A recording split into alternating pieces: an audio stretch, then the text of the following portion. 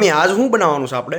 આજે આપણે બનાવવાની છે લાલ મરચાંની ચટણી. ચટણી બનાવવા માટે આપણે લાલ મરચાં લઈશું, લીલું લસણ, લીલા સમારેલા ધાણા, એક સિંગ લેવાની, આદુ, લસણ, ખાવણીમાં ખાંડી લેવાની. પહેલા આપણે લાલ મરચાં ખાંડવાના આ રીતે. આ રીતે ખાંડીને બનાવીને બહુ સરસ થાય છે. આપણે મિક્સરમાં થાય એની કરતાં આનો સ્વાદ સારો આવે.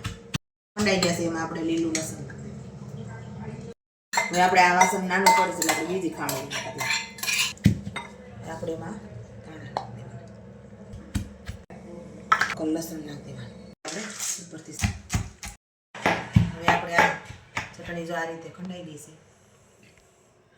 હવે એમાં સ્વાદ અનુસાર મીઠું, ખાંડના દાણા નાખવાના. હવે આપણે આ ચટણી જો સરસ રીતે તૈયાર થઈ ગઈ છે. હવે આપણે એને એક પાત્રમાં કાઢી લેવાની આ રીતે.